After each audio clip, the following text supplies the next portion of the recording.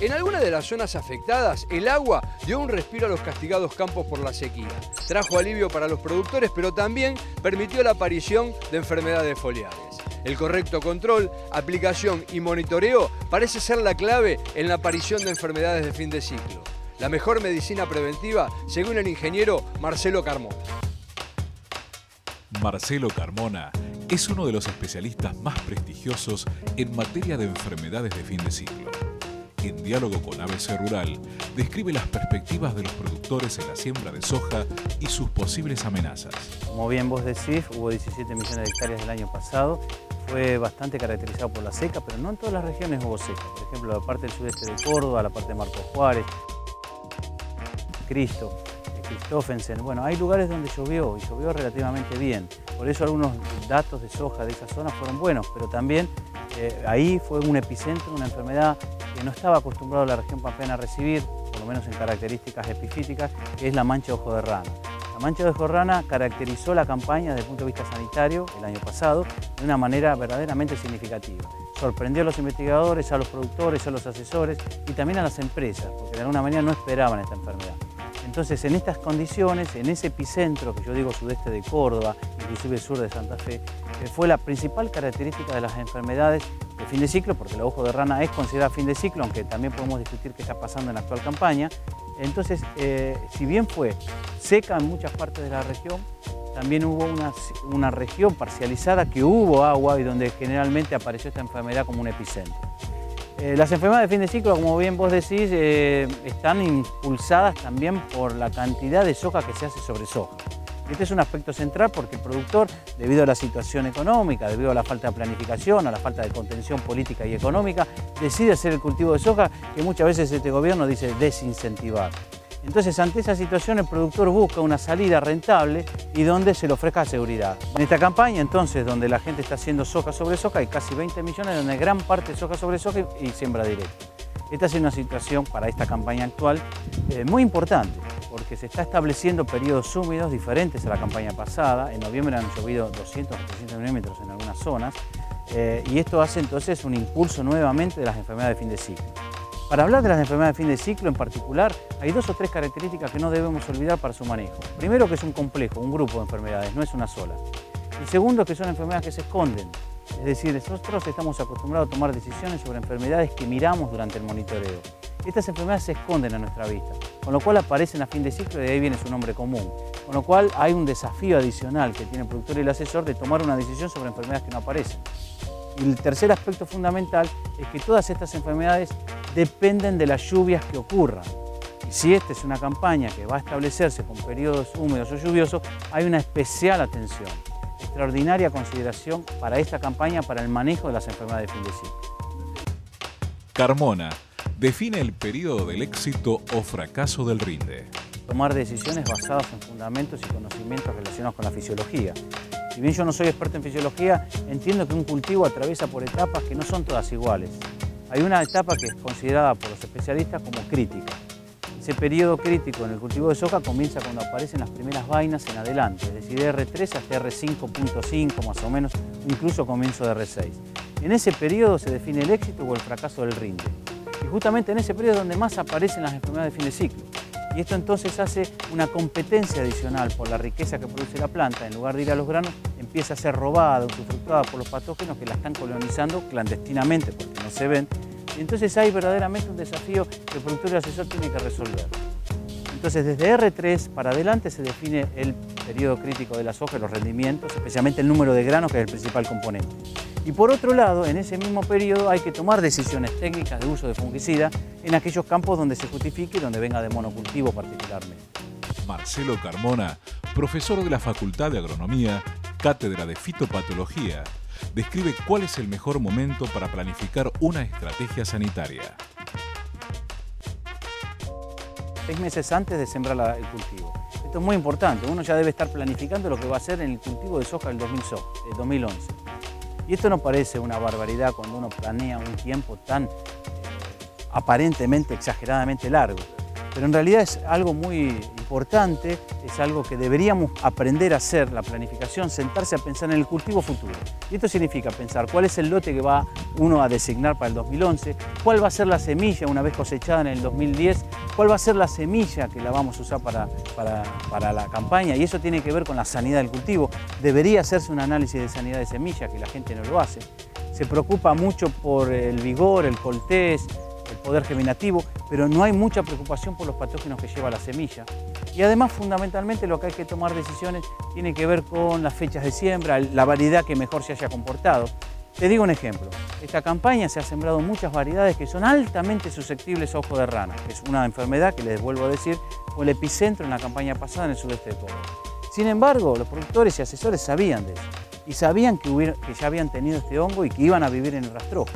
Sin embargo, volvieron a sembrar los cultivares muy susceptibles y hoy estamos en una situación inédita, te diría casi mundial, porque no existen registros de tanta enfermedad en estados vegetativos como el ojo de rana en esta campaña. La semilla, obviamente, la semilla de soja en particular, es muy vulnerable, tiene un tegumento muy sencillo de poder atacar, de descomponerse, con lo cual si la semilla ya es débil estamos partiendo de un retraso en la siembra y una mayor factibilidad de que pueda ser atacada por hongos que están presentes en la semilla y muchos otros microorganismos que están presentes en el suelo. ¿Cuál es el causal de las enfermedades de fin de ciclo? ¿Y cuál es la relación entre manejo, sanidad y nutrición?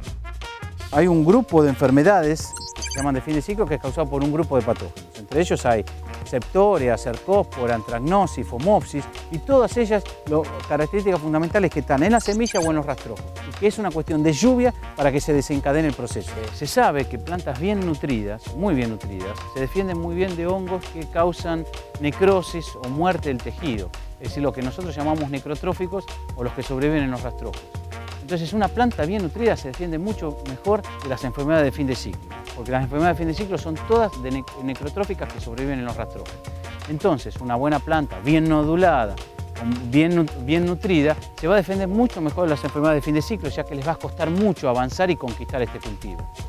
Por el contrario, hay muchas otras enfermedades, que no es el caso de la Argentina, pero sí es Bolivia, Paraguay y Brasil, que son incentivadas con la bien nutrición del cultivo. Es el caso de la roya o del oidio, pero nosotros afortunadamente no tenemos graves problemas de eso, entonces la nutrición está a nuestro favor y que debemos explotarla mucho más.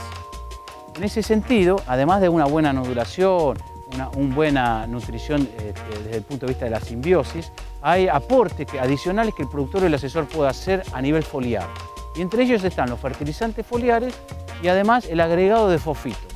El fosfito es un derivado del ácido fosfórico que la particularidad que tiene es que está muy soluble y se puede repartir muy bien en forma direccional en la planta, va hacia arriba y hacia abajo. Pero además incentiva a los mecanismos de defensa naturales de las plantas. Si bien el fosfito no es considerado un fungicida porque no trabaja directo sobre el hongo, lo que hace es que la planta se defienda mejor estimulada por los fosfitos. Entonces, de esta manera también, agregando fosfitos o fertilizantes foliares a la mezcla de fungicidas que uno va a aplicar, se obtienen excelentes rendimientos. Y esto todo tiene que ver con tu pregunta inicial, que tiene que ver con la nutrición y la sanidad. ¿Cómo se decide la aplicación de fungicidas en su campo y cuál es el verdadero criterio de la aplicación? Las enfermedades de fin de ciclo eligieron a la Argentina para radicarse, multiplicarse, formar familia y por supuesto seguir rompiendo fronteras para donde vaya la soja dentro del país. Hoy, si hay algo que nos diferencia de Bolivia, Brasil y Paraguay, es que la Argentina comanda sus decisiones químicas por las enfermedades de fin de ciclo y no por la roya. Eventualmente hay ataques de roya, pero en el Tucumán, en Salta, donde la superficie, comparativamente a los 20 millones, no hacen una significancia para decir que la roya es la que comanda las decisiones. Y es más, terminando la respuesta de tu pregunta, debería haber criterios muy específicos en Argentina, muy diferenciales respecto a los otros países para manejar las enfermedades de fin de ciclo, ya que en el resto de los países es la roya la que manda. ¿Cómo se decide la aplicación de fungicida en su campo? ¿Cuál es el criterio? ¿Es el criterio de la fenología, que cuando a partir de R3 se justifica el uso de fungicida? ¿Es el criterio porque la soja eventualmente tiene buen pago, buen precio, entonces se puede incorporar como paquete tecnológico el propio fungicida? ¿O cuál es el verdadero criterio? Entonces, verdaderamente hay una muy buena discusión pendiente y tiene que ver con los criterios en la toma de decisión. Nosotros tenemos muy claro que el criterio debe ser técnico, debe ser fundamentado y que no es la planta la que decide el uso de fungicida, no es la fenología, sino el nivel o la probabilidad de ataque de las enfermedades de fin de ciclo. Y nosotros hemos hecho programas, sistemas de decisión basados muy especialmente en el ambiente. Y ahí estamos difundiendo esta campaña. Carmona explica y describe los beneficios económicos que tendría el productor, sabiendo, hoy más que nunca, que la rentabilidad está asociada con el conocimiento. Hoy pensar en rentabilidad sin pensar en el conocimiento, estamos teniendo un déficit técnico extraordinario. Por eso hoy el rendimiento por hectárea está asociado al conocimiento por hectárea invertido. Y esto es un punto central. Y además entender que el conocimiento no es de una sola etapa. El sistema productivo, por ejemplo, de hacer un trigo, un maíz, una soja, está dividido en etapas.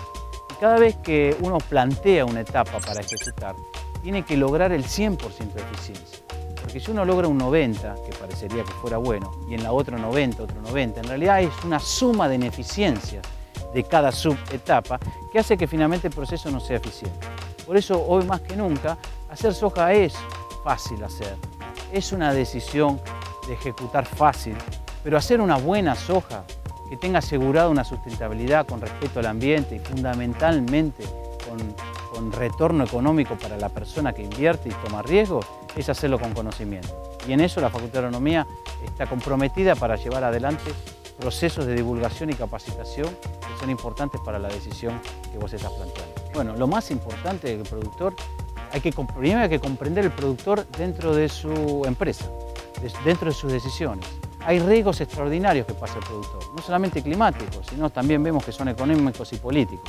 Y cada vez se le agrega más incertidumbre en sus decisiones. La comprensión es una de las etapas que uno tiene que tener a la hora de interactuar con los productores. Pero también hay una exigencia técnica.